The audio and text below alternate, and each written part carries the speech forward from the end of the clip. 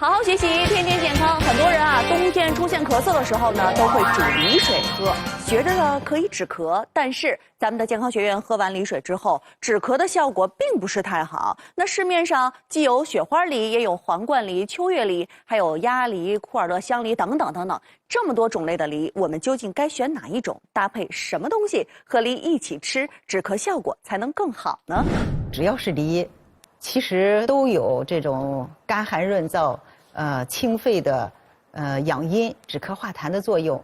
有一个清代的医学家叫王秉衡，在《重庆堂随笔》这个书籍当中，他是这样记载的：梨不论形色，总以心小肉细、觉之无渣而味纯甘者为佳。那么也就是说呢，就是一个是肉质要细腻，而且呢没有渣子，不粗糙；还有一个呢，一定要个头要大，汁水多。哎，这是上品佳品。我的老师呢是国医名师姜良铎教授，他一般推荐就是雪花梨，个头大，肉质细腻而汁水多。哦，哎，用雪花梨，这是针对于所有，就是比如说我冬季出现了咳嗽，对，或者是嗓子干不舒服的朋友都可以用。哎，都可以。您是喝梨水喝了多长时间？喝了有差不多快半个月了。因为我从每天喝，因为从我一开始得就一直就朋友告诉我这么喝，我就每天坚持早上起来熬一锅。您给主任报报您放了多少东西？有梨，有大枣、枸杞，白菜的那个根儿，还有白萝卜，还有百合，还有川贝，那叫什么芦根。我反正就是能放的，人家跟我说的我就全放里了。这能行吗？这放得太多了哈，放太多了。尤其是像这种咳嗽痰黏，这个梨又放大枣、放生姜就没有必要了。所以它是热的嘛，它会减轻它的药效了，互相抵消了这作用。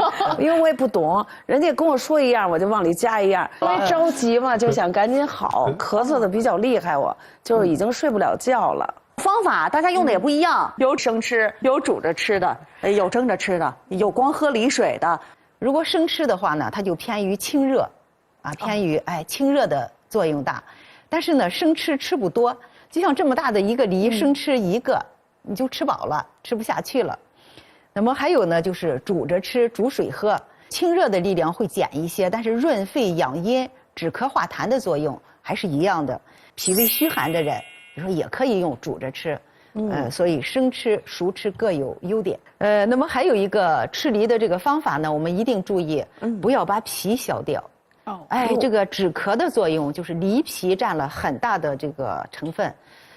在清代的时候呢，有一个名方叫桑杏汤，是治疗燥咳的，就是干咳、咽痒的、无痰的这个类型呢，它就是用梨皮和沙参栀子相配。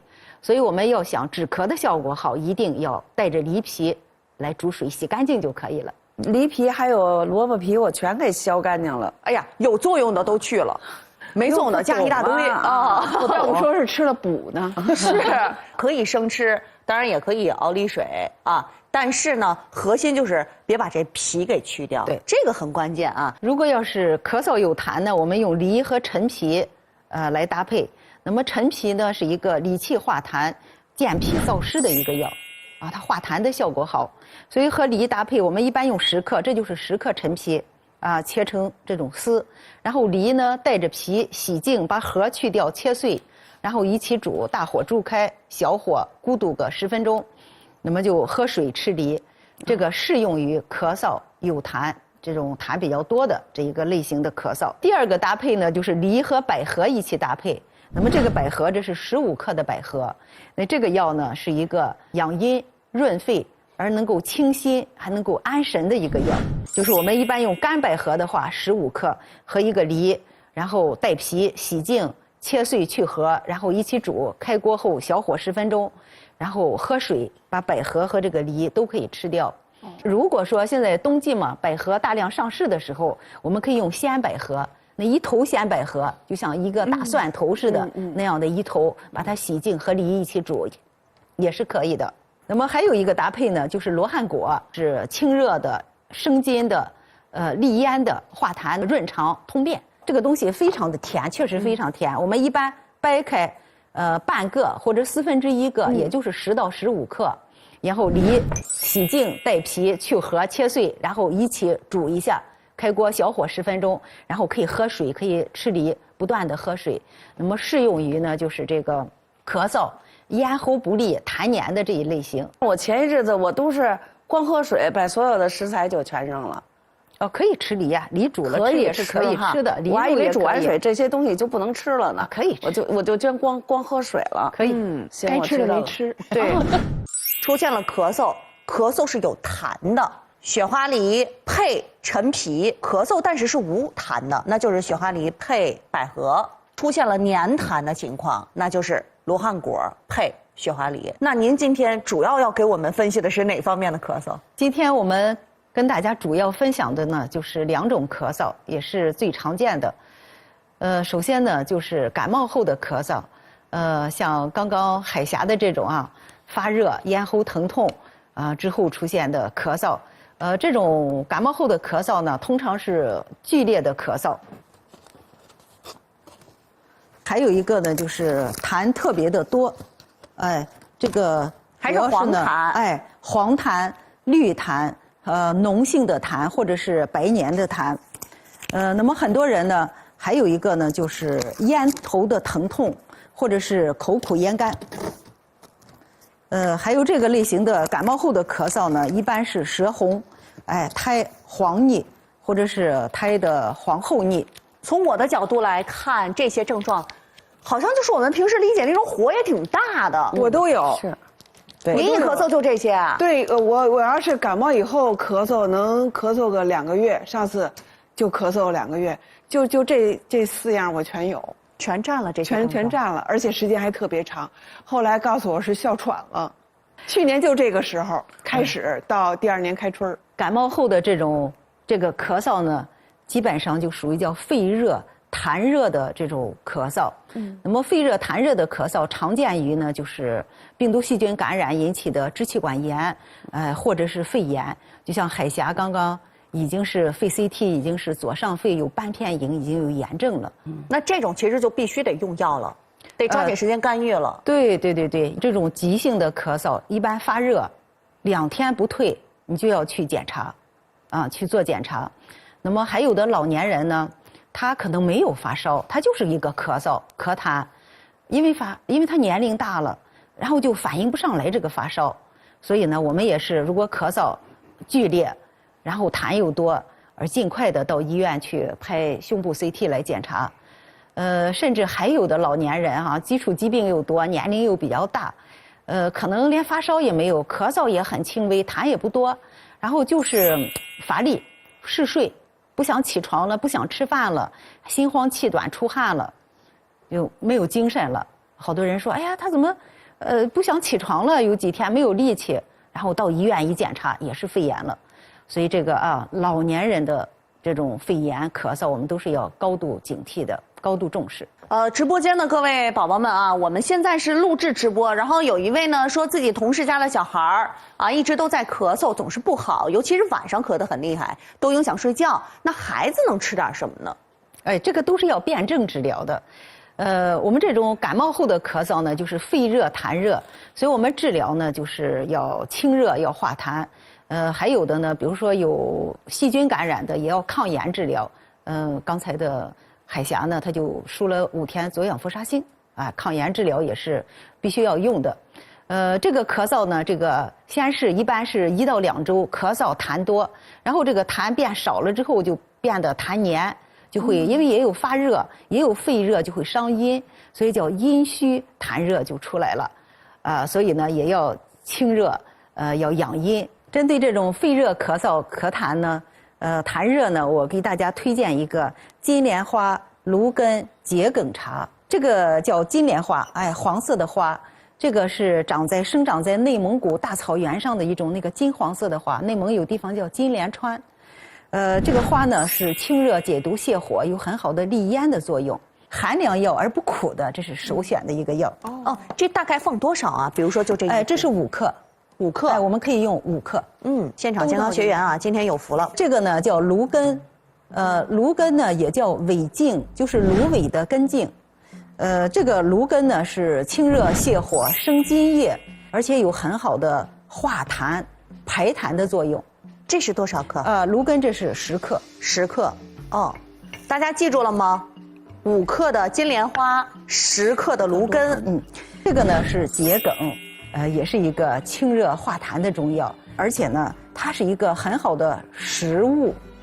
就是咱们都吃过那个朝鲜的那个桔梗辣桔梗，哎，这就是那个辣桔梗的那个食材，它就像一个瘦瘦的白萝卜似的啊，就瘦瘦的白萝卜。那么朝鲜族的那个民歌，挖桔梗、采桔梗叫倒垃圾，倒垃圾。哦，它开的花夏天是那种淡紫蓝色的花，也特别好看。那么这个药呢，也是一个清肺化痰的药，所以我推荐金莲花、芦根、桔梗泡茶。因为它这个食材会比较硬。我们一般都要煮一下，煮开了小火沸腾10分钟，然后我们再不断的加水来代茶饮。主任也说了嘛，不苦，口感应该不错啊，大家也可以感受感受。哎呀，好香啊！香啊！真是遗憾我自己没有杯子。快来，给我们尝尝。看这个颜色立即就出来了啊！所以这是金莲花的颜色，我就喝这个了啊。什么感觉？不苦吧？不苦，没有药味儿。这个药，就也当然刚沏好像没什么感觉，对，煮它的味道，煮一煮的味道更好。对对，金莲花、桔梗、芦根茶，金莲花是5克，芦根10克，桔梗10克。大家啊，一定要记着，这个是适合感冒后的咳嗽。对，尤其是有以下症状，比如说剧烈咳嗽啊、痰多黄痰啊、口苦咽干啊、舌红苔黄厚腻的情况下，就特别适合用。对，那您今天说还要给我们解决一种常见的叫高敏感咳嗽，什么叫高敏感咳嗽啊？大家知道什么叫高敏感咳嗽？是不是就是过敏性的呀？遇热、遇那个油烟，我觉着是这种属于高敏感吧。就一闻到那种刺激的，或者熏着了啊，就受不了了。或者有的人就遇冷，或者说特热，他可能是不是都会这是不是都属于高敏感呀？有一个专业的词汇叫气道高反应，大家都听说过吧？看病的时候大夫说，哎，气道高反应哈。什么是气道高反应呢？就是指气道过高的、过度的敏感，就是气道过敏。像我们正常的呼吸道，你要遇到一点冷风啊、油烟呀，都没有问题的。这个气道高反应、过敏感呢，过度敏感，就是指的当呼吸道、气道遇到空气中的像细菌、病毒、过敏物，甚至油烟抽的烟，甚至一点冷空气的时候，那么我们的气管呢就发生这种过强的、过早的收缩。那气管一收缩，气管就变狭窄了。那我们呼吸的气流通过的时候，这个气流就受阻，所以就会出现咳嗽、干咳，甚至气促，甚至胸闷，这种过敏性的这种的高敏感性的咳嗽。那像这种气道高反应、高敏感的咳嗽，它主要表现的特点是什么？那它的咳嗽的特点呢，首先呢就是干咳少痰，还有一个呢就是咽喉的干痒，那么还有一个呢，咳嗽的厉害了之后呢，就会出现气喘气促，倒气儿的那种感觉。对，咳嗽气急、气喘气促。还有一个呢就是反复发作、久咳不愈，那么咳嗽的时间呢，很长。比如说，甚至2个月，甚至几个月，一遇到敏感的东西，他就咳，那一阵儿就控制不住。对，是那样。而且我是感觉我是感冒以后吧，咳嗽老是那个久咳不愈，然后再闻着这个有一点的什么冷啊，味儿不对呀，就咳嗽，就变成了高敏感咳嗽了。是不是它不治的话，就会到后头高敏感了？是的。那么尤其是病毒感染。或者是特殊的病原体，像支原体之类的，那么感染后呢，它损伤了呼吸道的黏膜的免疫力，所以它就会出现这种高敏感性的咳嗽。那您说我们怎么判断自己是不是属于这种高敏感的咳嗽？有检查的方法吗？有检查的方法。就像这个气道高反应呢，我们就可以去做肺功能检测。那么还有一个简便易行的方法呢，就是呼出气的一氧化氮检测。这个一氧化氮检测呢是简便易行，非常方便，检查也非常快。当气道有炎症的时候呢，它会分泌产生过多的一氧化氮这种气体。有咳嗽，我们自己也分不出来到底是炎症的咳，还是我就是气道高反应。那我们就可以做一个呼气的一氧化氮的一个测验。哎，对，跟检测医生这么说就可以。啊，对对对，我们在录制的时候，哎，好几位啊，突然那一阵上来，真的是控制不住，喝水啊，往下压，憋气，怎么着都缓解不了。您说遇上这种紧急情况，有没有一个办法，我能适当的就当下给它缓解住了，等到时候再慢慢调理？对，下回您录节目的时候呢，有一个迅速止咳的办法，就是按压天突穴。我记着，我给他们摁。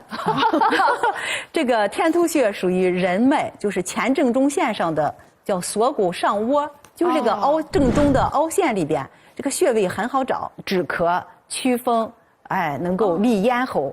所以，如果我们这种突然的咳嗽起来了，我们就用拇指或食指啊，一般用食指来轻轻的按压，按压个1分钟。但是不要用力啊，不要使劲往下按压。我觉得一使劲就喘不上气儿来。对，轻轻的就在骨头的上方就按压，就往骨头的方向按压。那么还有一个呢，可以这样揪一下，揪。哦，我嗓子疼的时候就经常揪这儿。对对对，比如说我们按压1分钟，然后揪个半分钟，但是不要揪得太紫，所以这个止咳的临时止咳的效果还可以。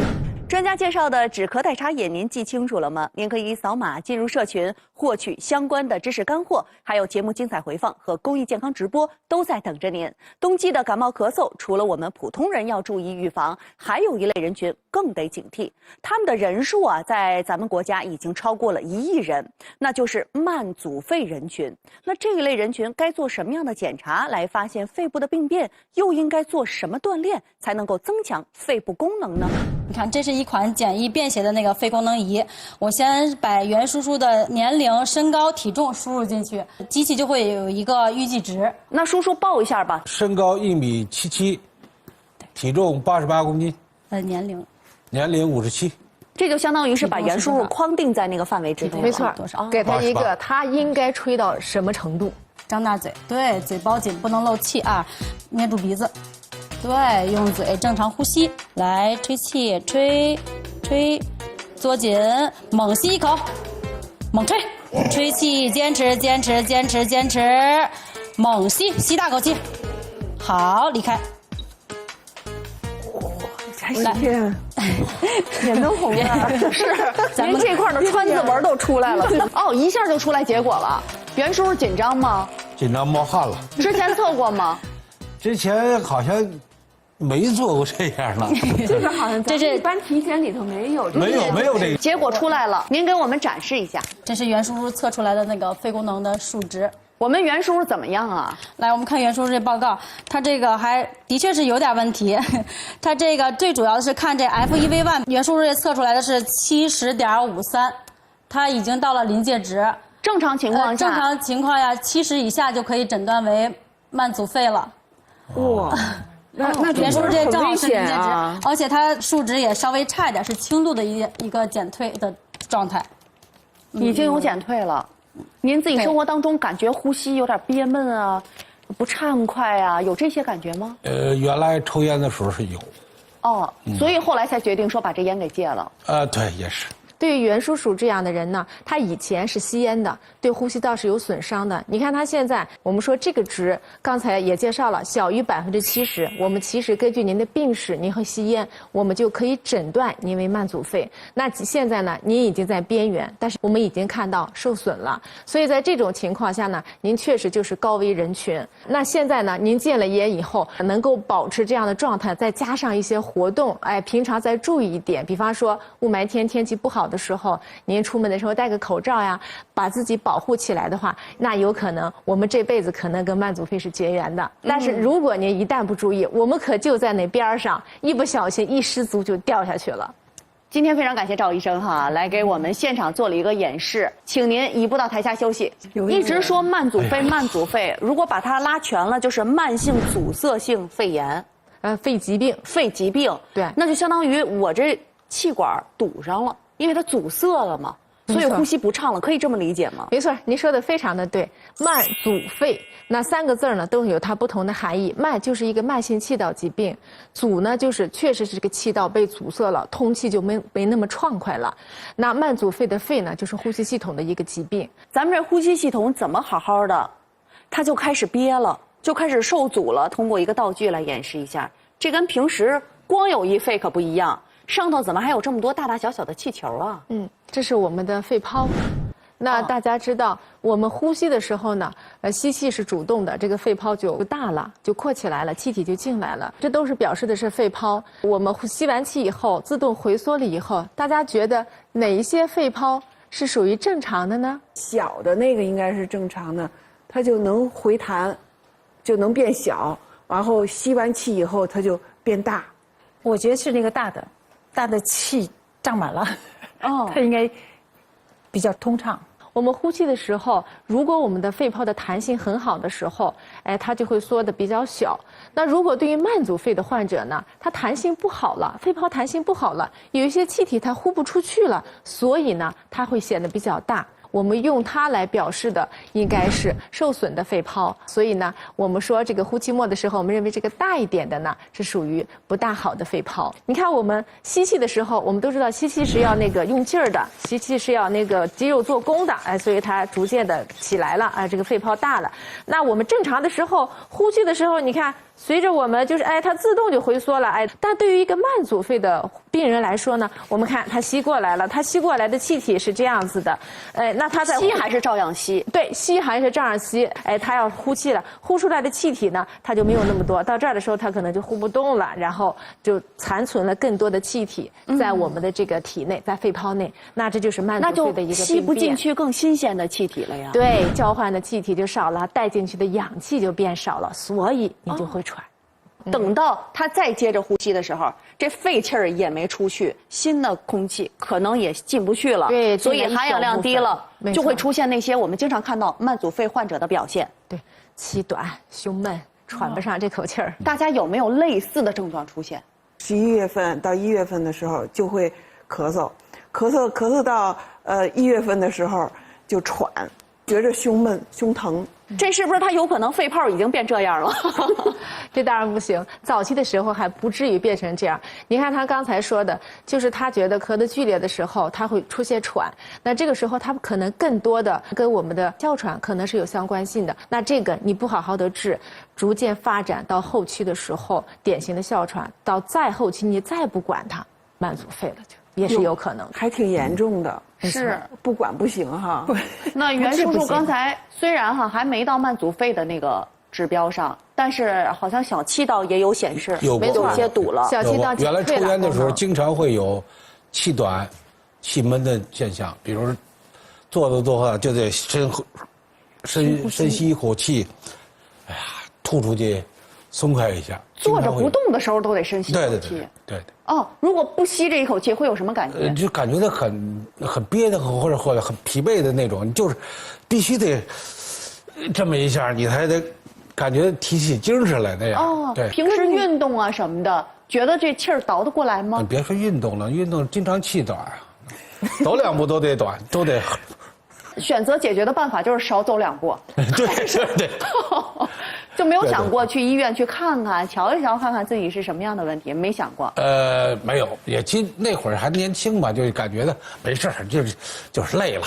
这其实是不是就有可能是早期的一些症状了呀？没错，这会儿才57嘛，再往前10几年的话，才40多岁，应该正当壮年的时候，应该是精神很好的时候。他如果出现这种症状，建议大家还是要去医院看一下，因为你明显的比同龄人是要差的。所以在这种情况下，您真的要去医院去看一看。如果您能早期发现的话，我们早期治疗其实是可以把它控制在很好的水平的。肺功能的下降，其实它在一定程度上是影响我们的寿命的。所以我们在今年在9月13号的时候，其实是几个部委它发布了把这个慢阻肺归为这个全国公共卫生服务体系了。那在这个过程当中，我们肯定要逐渐的受重视，早期的筛查也会越来的越多。正好直播间有一位慢文康宝宝说，在哪儿测肺功能呢？我也想测测。我们所有的3甲医院、2甲医院应该是都有的，3甲肯定就没得说了。随着我看我们国家的这个重视，要把这个关口提前，我估计慢慢的这种小型的，刚才您看到那个小型肺功能检测仪，其实很简单哈。咱们在社区医院，我估计在乡村医院慢慢都会普及起来。甭管自己现在有没有咳嗽喘憋，都可以去查一下。没错，其实有时候有些人他不知道自己咳嗽喘，比如说抽烟的人，就是很多病人都会跟我讲，我抽一支烟，早晨起来咳2声，那不正常吗？我不会说有肺功能的下降。其实你一测小气道的功能，绝大部分人都是减退的，像这种有吸烟史的人。我们刚才提到的这几个症状啊，可能观众朋友们还没有具体的一些概念，不知道我现在的这个咳嗽喘憋是不是真的跟慢阻肺的这个症状有一些类似。这样，我们到樊主任的门诊，咱看一看慢阻肺的患者他们的表现是什么样的。我咳嗽可厉害了，来这时候吭咳的就喘不过气儿来，不能躺平了，只能半坐着。之前是频繁咳嗽，然后现在呢，就是一到冬天，又开始阵发性咳嗽，遇冷空气就咳嗽啊，嗓子也不哑呀，然后就是有痰，嗓子里老有痰。我就是咳的，这么就咳嗽，就是不住劲儿的咳嗽，不影响走路，但是影响睡觉啊，半夜憋醒了。然后我就不知道，我以为是心脏的事儿呢。吸烟是吧？对，吸烟50年，差不多。再戒了吗？是没，还没戒。现在是3天1盒烟。原来是1天1盒到2。就是出去玩去，他走道的时候哈，他喘，他又喘又憋得慌，还咳嗽。到时候我说那你就别上去，你就在下头待着吧。1000多个台阶呢，刚走了几个台阶，就咱们连2楼都不到呢，他喘得厉害。后来就没让他上，躺不下，合计就会去坐着，躺不下嘛，就得靠到椅子上，椅子上坐着，走路快了就喘啊，稍微那什么的就喘，拿点东西就喘。上个几楼就喘啊，上几层上几个台阶都喘。这肺这么大了，他比如呼吸这样啊，本来应该是这样啊，现在呢也是这样，有时候我得叹口气，气儿不够用。您说，如果要是咱们影响了爬山，影响了上那1000多个台阶儿，咱大不了就不上了。对，我实在不行我坐个电梯。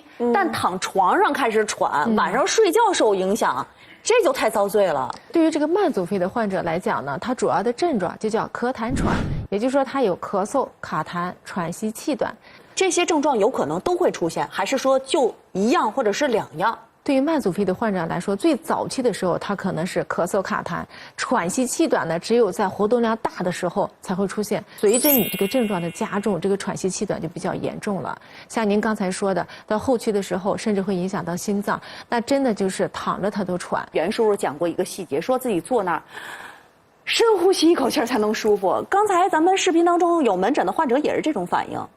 您说这种方法对我们的肺功能有好处吗？有好处的，因为我们其实锻炼肺功能的时候，现在大家可能会听过肺康复哈。对于慢阻肺这个患者来说呢，他除了用药以外，我们也很强调肺功能的提升。那除了用药，我们就会做一些，比方说中医的功法。那我们喘气儿的时候是用鼻子吸气儿，鼻子吸气儿的时候呢，我们跟以前我们所说的腹式呼吸是不一样的。吸气儿的时候是要瘪肚子的。吸进去，然后我们呼气的时候呢，要把这个字儿发出来，比方说，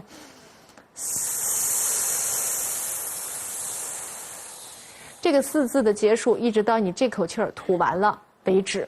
那呼呢也是一样的。那我们首先用鼻子吸气儿，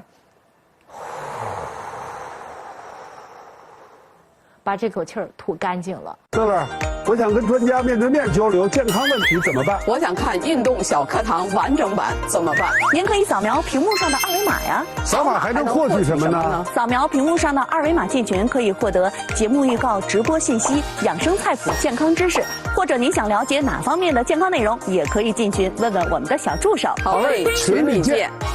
扫描屏幕2维码，进入 BRTV 全民健康学院粉丝群，跟着全民健康学院一起操练起来吧。腊月23，糖瓜粘。过了小年就是年，糖瓜吃起来甜甜蜜蜜，补益脾气。中医讲的话呢，肝胃是入脾胃的。这个菠菜它怎么叫？这哪个肝呢？通过肠胃它就可以健脾益气的作用。专家31年临床研究，中西医结合，脑肠同调，治脾胃。有没有熬夜的？有没有爱生气的？到你嘴边了，真是吃不下去，就心里有股气老堵着。就有的人表面上很快乐，其实呢内心是非常非常的自闭。冬吃萝卜，夏吃姜，专家告诉您如何吃对萝卜，脾胃畅。下期全民健康学院专家带您调好脾胃，过蛇年，敬请关注。